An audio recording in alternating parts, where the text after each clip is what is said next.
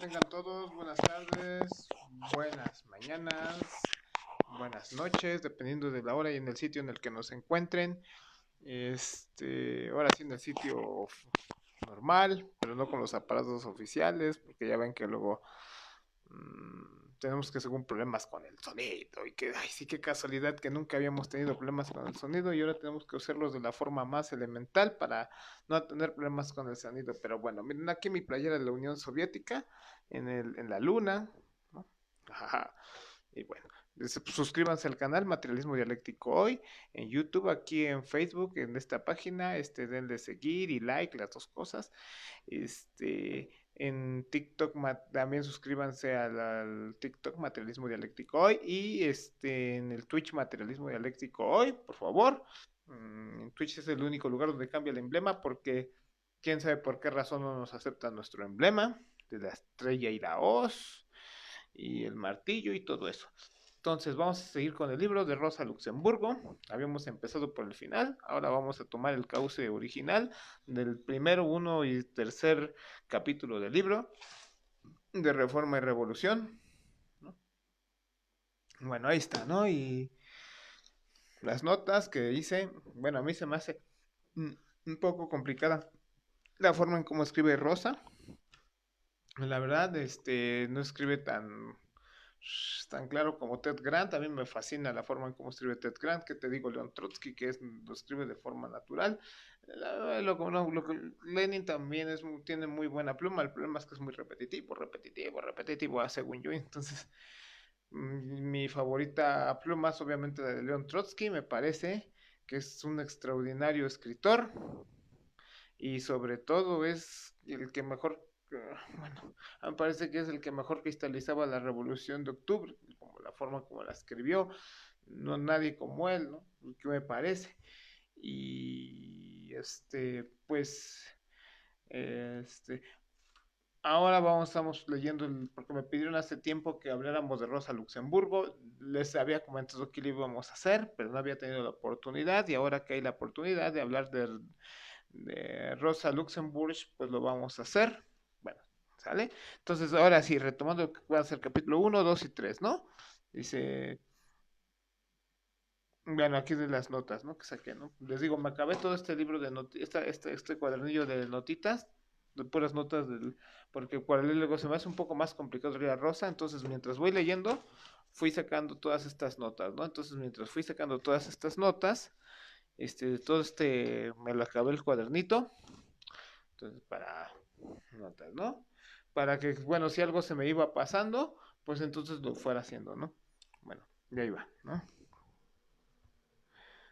Dice, bueno, miren, Rosa critica esa situación de aquellos que dicen que solamente con reformas vamos a ir acabando eh, el capitalismo de reforma en reforma, es decir, integramos la cadenita del eslabón en cadenita, cada reforma es un eslabón en la cadenita, pum, pum, pum, pum, pum, y vamos llegando del capitalismo al socialismo, ¿no? Entonces, con cada eslabón vamos llegando, y lo que explica Rosa Luxemburgo, pues que no es así, porque no todos los eslabones van a ser cosas que tengan que ver con cuestiones jurídicas, ¿no? Por ejemplo, el trabajo asalariado no viene en la ley, que, no, va a ser trabajo asalariado, no, pues el trabajador elige o no estar en el capitalismo, ¿no? La crítica incluso le hacía yo a la señora a la señora a la de las 43 mentiras, a Gloria Álvarez, ¿no? No, no, que uno elige si estar en el capitalismo o no. Ay, sí, claro, Rosa, si tú te vas a vivir al cerro, tienes que pagar una renta, ¿no? Ahí está el capitalismo, no lo puedes elegir o no. Si tú eliges no estar en el capitalismo, te mueres de hambre. O sea, o estás en el capitalismo, en el sistema capitalista, o estás en el sistema capitalista, no es una cuestión opcional, ¿no? Entonces, si tú me dices que de eslabón en eslabón llegas al capital, pues no se puede, puesto que no todas las medidas son jurídicas, hay unas que son económicas, por ejemplo, ese tipo de medidas. Si yo voy a ir al cerro, pues ¿cómo tengo que pagar la renta, no? Pues eso no, y eso no es una, pues que sí, o si yo, o en qué momento va a decir, no, ya de ahora en adelante nadie va a pagar renta en sus casas, ¿no? Desafortunadamente no es así, ni de golpe y burrazo, ni siquiera en una economía planificada ocurren este tipo de cosas, ¿no? Este, este, ni siquiera.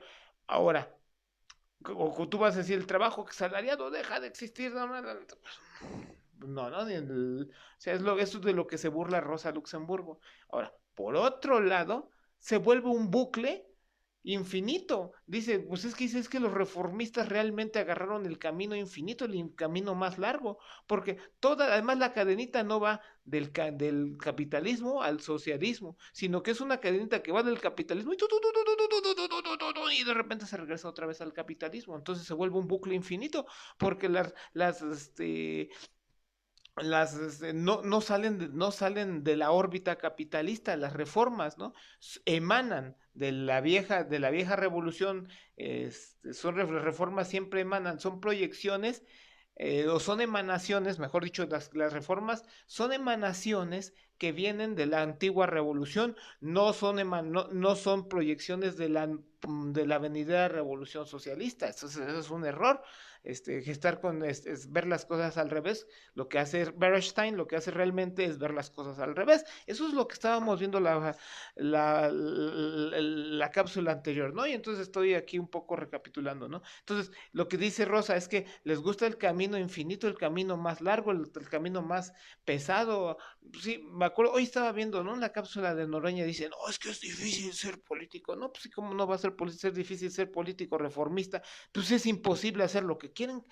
Pues salen del capitalismo y regresan al capitalismo. Es un bucle infinito. O sea, es un camino infinito el suyo. Nunca van a terminar así, a diferencia de nosotros, los revolucionarios marxistas, cuya idea es empezar y terminar o sea, empezamos sí, pero vamos en rumbo a derrocar al capitalismo, ¿no? No con reformas. ¿Sí me explico? Creo que está quedando mucho más claro esto. Estoy resumiendo lo que habíamos visto, es un resumen de lo que habíamos visto, la cápsula anterior, ¿no? Ahora sí, por eso les decía, a mí me parecía que era más procedente empezar por el final, como habría dicho Hegel. A mí se me hacía más prudente empezar por el final que por el inicio, ¿no? Ahora, dice, según esto, las contradicciones dice Rosa Luxemburgo, algo que me gusta, según esto, las contradicciones del capitalismo son adaptables al propio capitalismo. Fíjense bien, eso es otra crítica que les hace Rosa Luxemburgo. Bueno, güey, si tú me dices que podemos arreglar al capitalismo a través del mismo capitalismo, pues me estás diciendo que el capitalismo se adapta a sus propias contradicciones, ¿no? Y entonces empieza a explicar Rosa Luxemburgo de dónde provienen las contradicciones del capitalismo, ¿no? O sea, empieza a decir que esto es imposible, que las contradicciones se adapten al propio capitalismo, porque es la naturaleza del capitalismo la caída en crisis del capitalismo, lo cual ya hemos hablado millones de veces de la crisis del capitalismo, ¿no?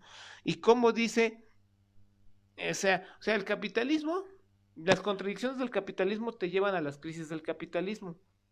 Y entonces lo que me estás diciendo es que el capitalismo es capaz de adaptarse a sus propias contradicciones, es decir, es capaz de adaptarse a sus propias crisis. Es decir, el capitalismo sobrevive, es más, vive a gusto dentro de sus propias crisis. O sea, es como un enfermo que le da vida a su propia enfermedad. Entonces, bueno, eso no tiene sentido, un enfermo que le dé vida a su propia enfermedad.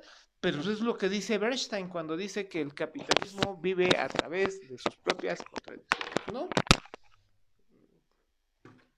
Entonces dice, las contradicciones del capitalismo no son adaptables al propio capitalismo. Y empieza a explicar en el capítulo 1 a qué se deben las contradicciones del capitalismo. Eso ya, voy a explicarlo otra vez yo, porque esto que lo hablo, pero ya lo hemos hablado en el libro 3 en el volumen 3, libro 7 del Capital, explicamos qué onda con el capital financiero. Entonces, Rosa vuelve a explicar qué onda con el capital financiero, ¿no? Dice Rosa sobre el capital financiero, el mundo se divide en dos: los ahorradores que ahorran en el mundo capitalista y que lo absorben los capitalistas banqueros, y es decir, los que ahorran y los que absorben y los que absorben esos ahorros, ¿no? Esos ahorros los vuelven a prestar para dárselos a cerdos capitalistas y industriales y ellos puedan echar a andar la producción. Es decir, los propios obreros ahorran y y reciben ellos mismos hasta sus propios salarios de ahí mismo, de los banqueros. Entonces resulta que de lo que ahorran, que meten ellos mismos, es de los mismos dineros que agarran los capitales para echar a andar la propia producción. Es curioso. Los obreros son los que mueven todo el universo. Y empieza a explicar Rosa Luxemburgo. Bueno, es lo que yo le llamaba, como un subgrupo normal, dentro, para hablar de teoría de grupos, ¿no? Hay un teorema que a mí me gusta mucho de teoría de grupos, pues, que es que el producto cartesiano de todos los subgrupos normales son isomorfos al grupo, ¿no? Del que provienen, ¿no? Es algo así. Pues algo así ocurre con el capitalismo. Bueno, es una visualización muy mala que hago, pero bueno, estudiando esas cosas, es algo que me quería decir y lo dije, se tenía que decir y lo dijo, y se dijo, ¿no? Bueno, ya, con el capitalismo ocurre, es como una subestrella dentro de la estrella, o sea, un subgrupo normal dentro del grupo. ¿A qué me refiero ¿A qué me refiero con todo esto? Una es, sin el sistema bancario, el capitalismo nunca jamás hubiera llegado a ser lo que es. El capitalismo bancario es como un capitalismo metido dentro del capitalismo, ¿no? Es un capitalismo, o sea, las máquinas, toda la revolución industrial aceleró al capitalismo.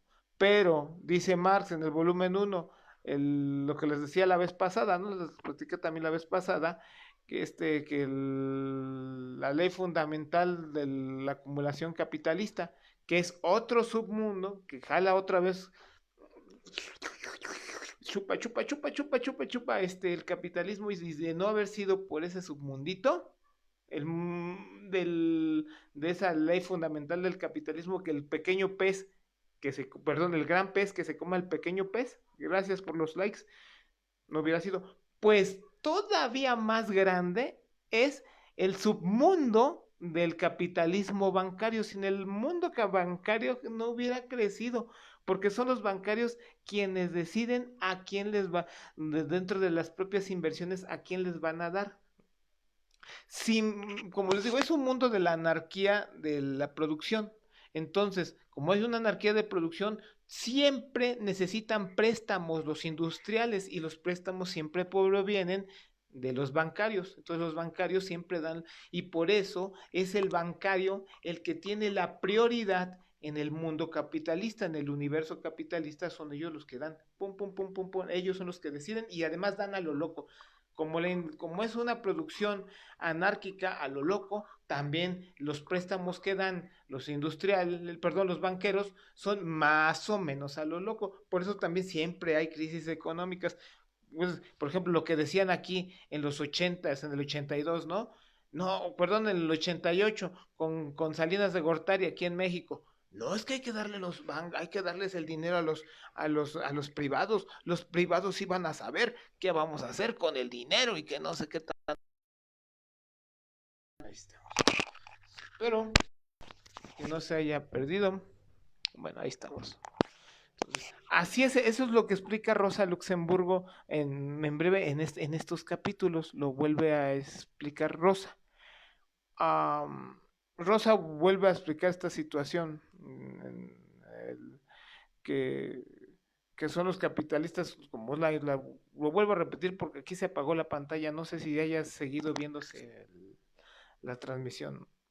Bueno, me parece que sí se siguió viendo, ¿no? Entonces, sin el capitalismo bancario, que también reparte dineros de forma anárquica, dependiendo de la forma anárquica en la que se producen las mercancías, y los banqueros son los que se vuelven los mandamás en el mundo, en el universo capitalista. Entonces, son ellos los que se vuelven los mandamás. Entonces, bueno, ya se vuelven los mandamás, los capitalistas, ¿no? Bancarios, ¿no? Eso y en el fondo eso es lo que degenera, esto es lo que genera la crisis económica. Eso ya lo platiqué. Vayan a las cápsulas sobre el capital de Marx. Hasta ahí se queda Rosa Luxemburgo, no explica tampoco mucho más, porque ella presupone en este libro que ustedes ya leyeron el volumen 3 del Capital, y entonces yo les recomiendo que vayan a ver las cápsulas del volumen 3 del Capital, y por eso se vuelve un poco difícil leer este libro, porque da por hecho Rosa muchas cosas que uno ya debería de saber. Si yo les digo, si no lo saben, vayan en el canal de YouTube donde dice el volumen 3 del Capital, y ahí en el volumen 3 del Capital seguramente ustedes van a ver cómo se generan las crisis económicas, ¿no? Y ahí van a ver lo que presupone Rosa que ustedes ya debieran de saber, ¿no? A ver, déjame ver, ya vi esta parte de las. Entonces, dice Rosa, bueno, entonces dice, esto es lo que generan las crisis económicas, esa forma loca en cómo se presta. Entonces, esa forma loca en cómo se hacen los préstamos en el mundo capitalista, pues es lo que genera las crisis económicas, ¿no? Y entonces es lo que dice, bueno, Bernstein me está diciendo que a través de reformas nosotros vamos a poder evitar, vamos a nosotros poder evitar, este, más crisis en el mundo capitalista. Entonces, ¿qué es lo que busca Bernstein? ¿Rescatar el mundo capitalista o lo que busca es derrocar al mundo capitalista a través de sus propias reformas? Pues ahí mismo se contradice Bernstein, ¿no? Porque lo que queda claro es que Bernstein está buscando en todo momento salvar el mundo capitalista y darle una forma bonita, darle una cara bonita al capitalismo y no derrocar el mundo capitalista a través de reformas. Ahí se contradice Bernstein, y Rosa pues lo hace papilla con eso. O sea, mira, pues lo que estás buscando tú es realmente que lavarle la cara al mundo capitalista y no derrocarlo, a diferencia de nosotros, lo que ella le llamaba la socialdemocracia, que la socialdemocracia eran los partidos de la Segunda Internacional que buscaban la instauración del régimen socialista a través de la revolución socialista, ¿no? Entonces, ahí se lo come esta Rosa de Luxemburgo, ¿no? Lo que buscan es este, aclararle la cara al capitalismo, no derrocarlo realmente, ¿no? Porque dices tú, bueno, dices tú, el capitalismo puede, entonces tú me estás diciendo que el capitalismo puede evitar las crisis del capitalismo a través de reformas. Falso. Y por eso les estaba diciendo, antes de que se apagara la pantalla, que en México se decía que en el 88, cuando llega Salinas de Gortari y vuelve a dejar en manos privadas la banca nacional, la vuelve a dejar en manos privadas, lo que ellos decían en aquel entonces, que el Estado no sabía cómo utilizar la banca, pero que sí sabían cómo utilizar la banca los privados, y que por lo tanto ya no iba a haber ninguna crisis, y pácatelas, ¿no? En el 95, en el error del 95, en el 94, vuelve a haber, bueno, el error de diciembre del 94, vuelve a haber un fracaso y vuelve a haber una crisis económica en México. En última instancia, la crisis del 94 pues es como consecuencia de las babosadas que venían jalando desde los finales de los 70, desde los 70, en última instancia es eso que se venía arrastrando. ¿Y qué pasó? A través de reformas se pudo, ¿no? En los 80 López Portillo incluso nacionalizó la banca. Pero ¿de qué sirve una banca nacionalizada si sigues viviendo en un mundo capitalista? ¿No? Ok, tienes tu banca nacionalizada, pero la banca nacionalizada, ¿a quién le sirvió? ¿A los intereses de las clases trabajadoras o a los intereses de las clases dominantes? Y sirvió a los intereses de las clases dominantes. ¿Y qué? ¿Por qué? Ya hice un video también de eso, hice un podcast de eso, sobre la economía mexicana de los 70 hasta, pues estoy poniendo por ejemplo la economía mexicana, no sé de dónde ustedes estén viendo de Argentina, de Ucrania, ¿no? No sé dónde vean, mis abrazos y mis respetos a todos los que me estén viendo desde el país que nos estén viendo. y debería sacar otro de estos videos, otro de estos canales en inglés, sería conveniente, ¿verdad? Pero si apenas puedo sacar esto en español, en inglés no lo podría sostener por mucho tiempo, o sea, sería como trabajo de sostener dos canales y bueno, es muy difícil sostener dos canales, dificilísimo sostener un canal, ¿no? Es muy difícil sostener un canal, entonces imagínense sostener dos canales, ¿no? Bueno, es verdaderamente difícil, ¿no? Entonces, bueno, ya. O ya en algún momento podré tener dos canales, uno en castellano, el otro en inglés. Y bueno, Rosa Luxemburgo dice, no se puede evitar la crisis del capitalismo a través de reformas. El capitalismo no se puede adaptar a sí mismo simplemente con reformas. Es decir, que se adaptara a sí mismo a través de reformas significaría, es decir, o que se adapte a sí mismo significaría que con reformas puede evitar la crisis del 90. Pero a ver, con reformas no se evitó la crisis del 95. México, en ese video les decía yo cómo se venía la crisis y cómo llegó en el 82 la crisis perdón, cómo llegó, como en el 82 se nacionalizó incluso la banca, pero la banca vivía en un mundo capitalista. Entonces la banca lo que hizo en aquel entonces fue ella misma defender, sí, defender al perro al peso como perro, como decía López Portillo, pero el tipo de cambio era favorable para las empresas capitalistas, no para los ahorradores, o para los obreros ahorradores. A los obreros ahorradores, por sus dólares, les daban lo que quería el banco, no les daban algo a favor, no les daban no salían los saldos a favor, salían en contra, ¿no? Por ejemplo, si tú tenías algún padre que era migrante y te mandaba a ti para tus manutenciones aquí en México y querías cambiar tus dolarucos, resulta que siempre salían en contra de ti, no salían a favor de ti, ¿no? Y resulta que los únicos que terminaban ganando en esos tipos de cambio, es decir, en la defensa del peso, solamente eran las empresas burguesas.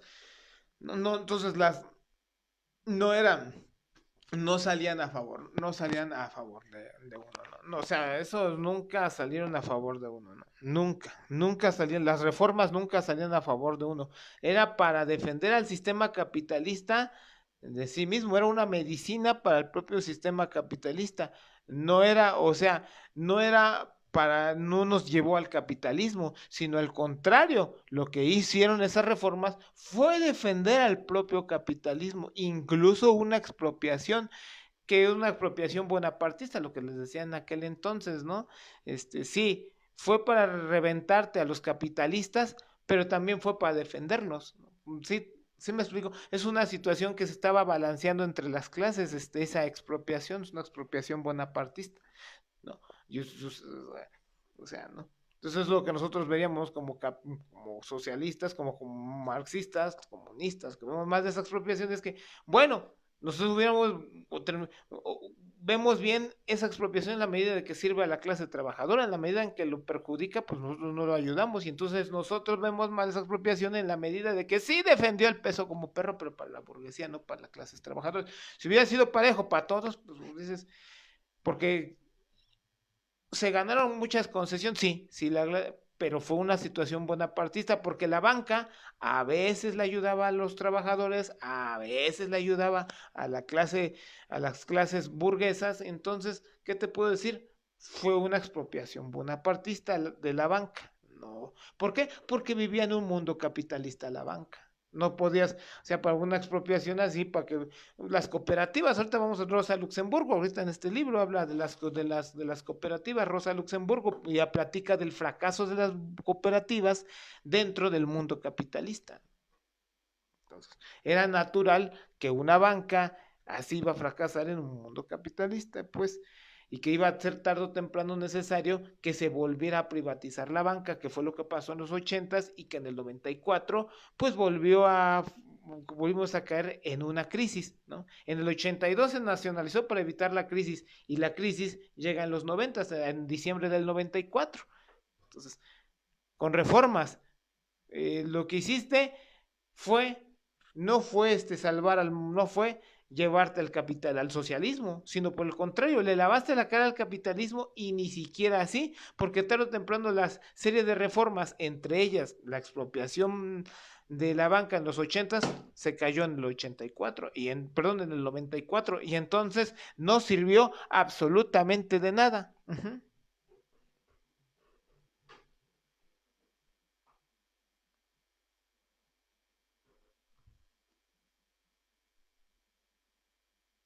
A ver, quiero decir otra cosa más. Bueno, aquí les puse un ejemplo muy concreto de cómo no funciona, ¿no? ¿Sí se me está oyendo? ¿Sí me ven por ahí? Espero que sí, ¿no?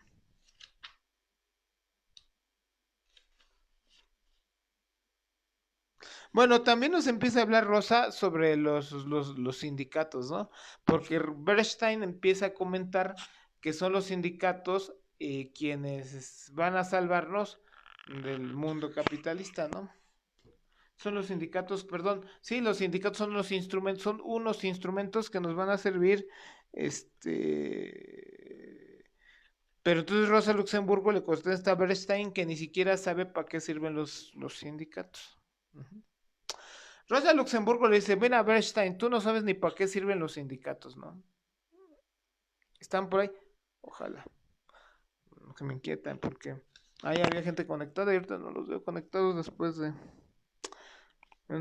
Bueno, mira, los sindicatos tienen una importancia en el mundo capitalista. El mundo capitalista sirven para defender la fuerza el precio de la fuerza del trabajo del obrero. Eso es para lo que sirven los sindicatos, para defender el precio de la fuerza del trabajo. O sea, estaba escuchando hace rato al chapucero que dijo una bobaliconada. A mí me gustan luego escuchar sus videos, pero como les digo, no es marxista. Y claro, como no es marxista, pues va a decir un montón de bobaliconadas, ¿no? Y entre esta dijo una bobaliconada, que los salarios son determinados por la ley de la oferta y la demanda. Eso es una reverenda bobaliconada, ¿no? No es más, no es ni siquiera reverenda porque no se tiene ningún respeto de ser, hasta dentro de las bobaliconadas hay algunas que tienen o que merecen su respeto y hay otras que no se merecen dicho respeto, ¿no? Y esta es una bobaliconada que no se merece el respeto, ¿no? Esta es una bobaliconada que no merece ningún respeto. Porque si tú me dices, ¿qué es lo que ocurre si más o menos está nivelada la oferta y la demanda? Pues entonces, ¿qué es lo que va a determinar? ¿Qué es lo que determina el salario, ¿no?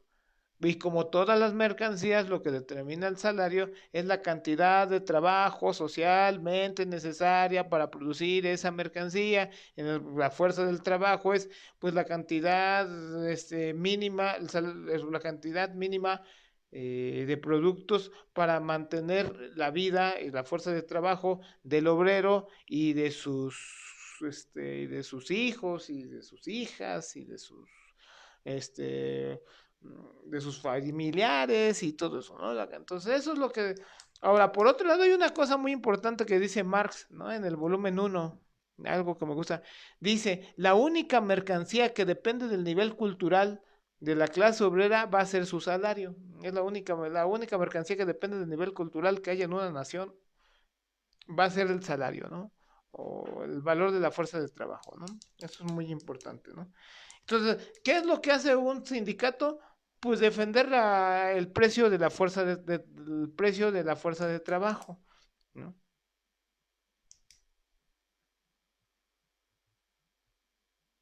Dice, estoy aquí leyendo algunas notas, ¿no? Entonces, el sindicato no te va a llevar a, no es una institución que sirva para la lucha por el socialismo, ¿no? No es una institución que pueda sustituir por eso es necesario construir un partido revolucionario, porque pues, es una institución meramente económica, no es una institución política el sindicato.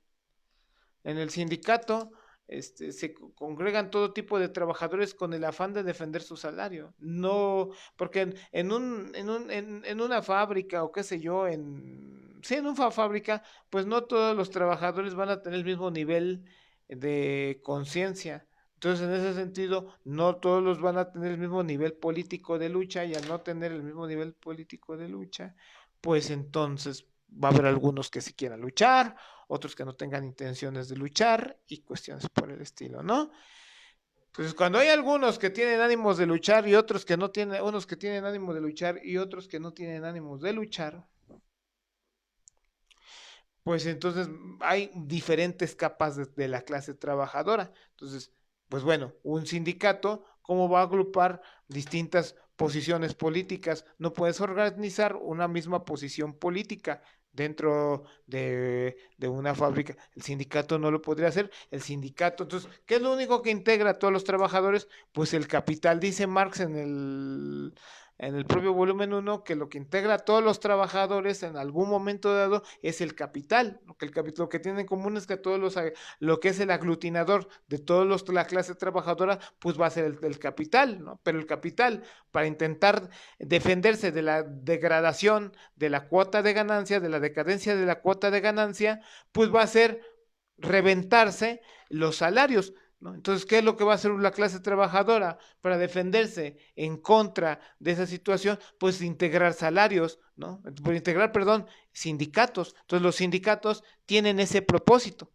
No tienen el propósito, puesto que todos los trabajadores están allí integrados por el capital, pero eso no necesariamente significa que todos tengan el mismo nivel político. Entonces, lo que sí tienen en común, pues es que todos quieren recibir su salario, ¿no? Entonces, lo que hace el sindicato es el Frente Unido visto desde una forma, es un Frente Unido, pero visto desde una forma económica. No, el Soviet es, por el contrario, es el Frente Unido, pero ya integrado desde el punto de vista político, ¿no? Entonces el Soviet sí tiene un propósito para tomar el poder, ese porque el Soviet sí tiene ese un frente único visto con el propósito de tomar de político, ¿no? Y su misión es tomar el poder, pero no es sí la de un sindicato, ¿no? Entonces, eso es un error de Bernstein, ¿no? Estar intentando suplantar al soviet y cambiar al soviet, no entender la diferencia entre un soviet y un sindicato, no entiende la diferencia entre un soviet y un sindicato, el señor Bernstein, ¿no? Ahora, a ver, déjame ver aquí. Ahora, dentro de los sindicatos hay también cuestiones reaccionarias, dice Rosa Luxemburgo, y explica, ¿no? Que los intereses de los agremiados del sindicato no siempre van a corresponder a los intereses de toda la clase trabajadora o de clase trabajadora vista como conjunto, ¿no? O sea, es otra cosa, que incluso se contraponen muchas veces estos intereses, ¿no? La lucha, ahora otra cosa que quiero aquí señalar, la lucha sindical se vuelve más dura en el periodo máximo de ascenso del capitalismo porque los salarios se ven obligados o la fuerza de trabajo se cae, ¿no? La fuerza de trabajo y entonces, perdón, la quieren vender, pues sí, la quieren, el precio de la fuerza de trabajo cae, entonces, pues es el sindicato quien va a luchar más para intentar que decaiga esta situación. ¿Por qué? Porque lo que les acabo de decir, la degradación de la cuota de ganancia, la única forma que ven los capitalistas para defenderse de eso es haciendo que se caigan los salarios, pero entonces los sindicatos lo que hacen es luchar para evitar la decadencia de la cuota de ganancia. Y entonces la lucha de clases se vuelve más intensa en esos periodos, ¿no? Dice, ahora, otra cosa muy, muy importante, ¿no? Que me gusta, que ya para despedirnos, ¿no? Otra cosa muy importante. Creo que es una cosa entre el capítulo 4 y el 5, ¿no? Pero bueno, entre el 3 y el 4, perdón, es una cosa creo que entre el 3 y el 4. Me parece, pero me quiero decirla de una vez.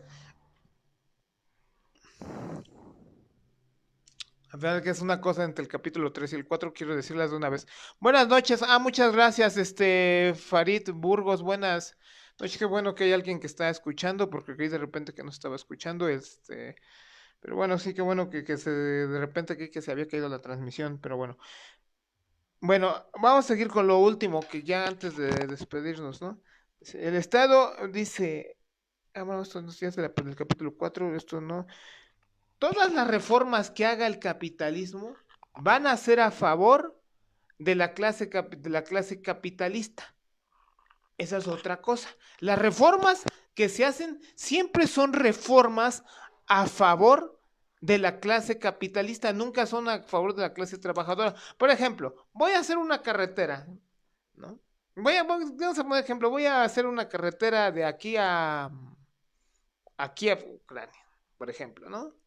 Pero la carretera la voy a hacer además bien padre, porque no tenga baches, para que los carros no tengan que estar ahí reventándose de las suspensiones ni las llantas y cosas de esas, ¿no? Que los carritos vayan descansados, ¿no? No, pues qué padre reforma, ¿no? Ese güey sí piensa por nosotros, vamos a votar por él, una reforma, porque es una super reforma que va a ser, oh, sí.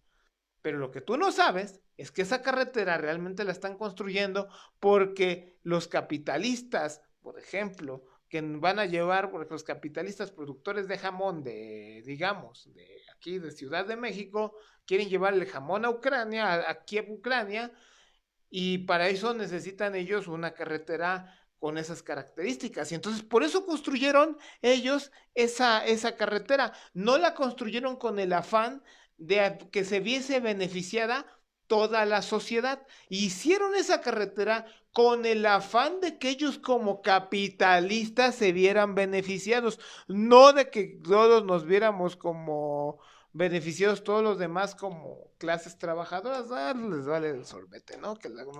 Ya de puro churro resultó que nosotros vamos a ser beneficiados por esos, mm, por esas, por esas reformas, pero eso fue así, así un pinche churrazo, perdón por la expresión, pero es que así salió, que fue un churrazo que ya, entonces a nosotros nos salpicó como las demás clases trabajadoras, pero como pueden ver entonces, las reformas son como cuando salen bien y salen a favor de nosotros, es porque salen, porque a nosotros nos salpica, ¿no?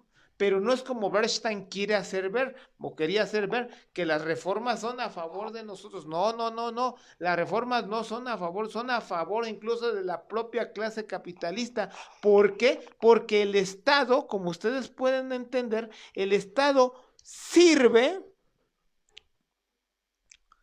el Estado sirve para beneficiar, para administrarle a la clase dominante, no para administrarle a la clase trabajadora, casi siempre. Hay momentos de la historia donde eso no ocurre y esos periodos se llaman bonapartismo, ¿no? Hay periodos donde el Estado pierde el control del aparato estatal, es decir, de su propia administración, de su propia espada, porque el Estado también es una espada de la clase dominante contra la clase dominada. Bueno, hay momentos donde el Estado pierde donde la clase dominante pierde el control de su propio Estado. Hay momentos en la historia, eso, pero normalmente el aparato estatal es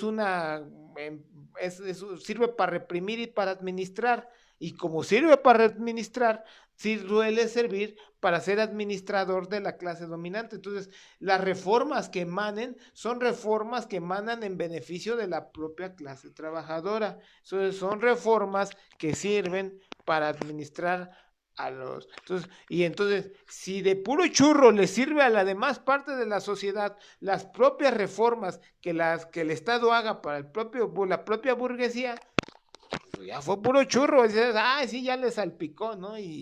Pero eso es puro churro que le haya salpicado a la demás gente, que le haya salpicado, sí, bueno, pues, ya, eso salió, es puro churro que haya salpicado, ¿no? Ahora, la próxima vez que nos veamos en el próximo en vivo, vamos a hablar de que hay reformas que ni siquiera le sirven, que no ni siquiera le salpican a la clase trabajadora, ni siquiera de puro churro, ¿no? Y todas ellas tienen que ver con la decadencia o la degradación del Estado, o sea, del Estado-nación, de la nación, de que los países ya no sirven como, o sea, aquí es aquí donde entra la cuestión nacional, y entonces es donde es curioso, porque es aquí donde, como el Estado-Nación empezó a decaer, hay reformas que tienen que ver con el Estado-Nación como tal. Por ejemplo, los aranceles y el militarismo, que es lo que estamos viendo actualmente, todo ese militarismo y todos los aranceles, sirven para perjudicar, incluso que solamente sirven para beneficiar a la propia clase dominante y no sirven para beneficiar de ninguna forma a las clases trabajadoras. Hoy sí, ni siquiera de salpicada le pueden beneficiar a las clases trabajadoras. Por ejemplo, les puedo anticipar, pues el militarismo es obvio, ¿no? Los halcones, tanto europeos como los halcones estadounidenses, lo que les interesa es mantener la guerra en Ucrania como de lugar, a pesar de que ya está derrotada Ucrania, me parece, pero ellos la quieren seguir manteniendo, pues porque quieren seguir manteniendo ellos sus propias ganancias, por ejemplo, ¿no? Ese es un ejemplo, ¿no? Ganancias, ganancias, ganancias, ganancias, ganancias. Y entonces, ¿hay quién se ve beneficiado? Pues solamente la industria militar, ¿no? Ahora sí, que ellos solo, y entonces esas son unas reformas que salgan ahí, que se emanen ahí, pues son reformas que no van a ni siquiera salpicarle a la clase trabajadora, son reformas que solamente les salpican a ellos mismos. Ahora, ¿cuál es el razón de que estallen estas guerras? Pues se deben muchas de ellas, sí, a la decadencia o la degradación del Estado-Nación, ¿no? Del Estado de las naciones, la degradación del Estado-Nación. Entonces, porque el Estado-Nación ya se ha vuelto una camisa de fuerza dentro del propio capitalismo y entonces eso es para lo que ha estado, entonces ya no sirve el Estado-Nación bajo esa situación y como ya no sirve el Estado-Nación hay que deshacerse de él, ¿no? Y eso es lo que, eso es otra de las misiones de la revolución socialista, ¿no? La internacionalización. Por eso nosotros llamamos como socialistas a a una internacional comunista, ¿no? No somos cerdos chauvinistas, porque es una necesidad de la liberación de las fuerzas productivas y que sean liberadas y que sean puestas a favor de los todas las clases trabajadoras de todo el planeta, liberar el Estado-Nación, porque el Estado-Nación es una cosa que nos ha nosotros venido perjudicando en todos estos periodos. ¿Sí me explicó? Entonces, por esta razón, necesitamos que se desarrolle, por esa razón es necesario, porque esa es una, ¿no? La otra son los aranceles, ¿no? Y los aranceles pues sirven y los aranceles son efectivamente para defender un grupo del Estado-Nación en contra de otro grupo del Estado-Nación y eso hace que se encarezcan las mercancías y eso a quien termina perjudicando pues a las clases trabajadoras y sin embargo es una medida, una reforma que solamente beneficia a las propias burguesías, a los propios trusts, a los propios carteles, a los carteles de burgueses nacionales que solamente sirven para beneficiarse a ellos mismos, ¿no? Entonces, es como les digo, vuelve a haber ahí, por ejemplo, estas dos medidas, estas dos reformas, todo tipo de reformismo sobre esas medidas sirve para beneficiar solamente a la burguesía y no para beneficiar a, no, sea, no, a las clases trabajadoras. Ahí ni siquiera de churro, ni siquiera le salpica a la clase trabajadora, ¿no? Entonces, lo que dice Bernstein al respecto de que, sí, que el reformismo va a salvar de reforma en reforma, pues bueno, ahí hay reformas incluso que son contrarreformas, ¿no? Que solamente le sirven a la clase dominante y que no le sirven ni siquiera un poquito a las clases trabajadoras, ¿no? Bueno, creo que ya hasta les anticipé un poco del capítulo 4, creo que ya ni siquiera va a ser porque ya se los expliqué. Lo puedo volver a repetir, pero no he explicado a detalle qué onda con el Estado-Nación. Podríamos explicar un poquito más sobre el Estado-Nación la próxima cápsula que hablemos. Y creo que ya sería la última, creo que sería la última sobre el libro de Reforma y Revolución de Rosa Luxemburg.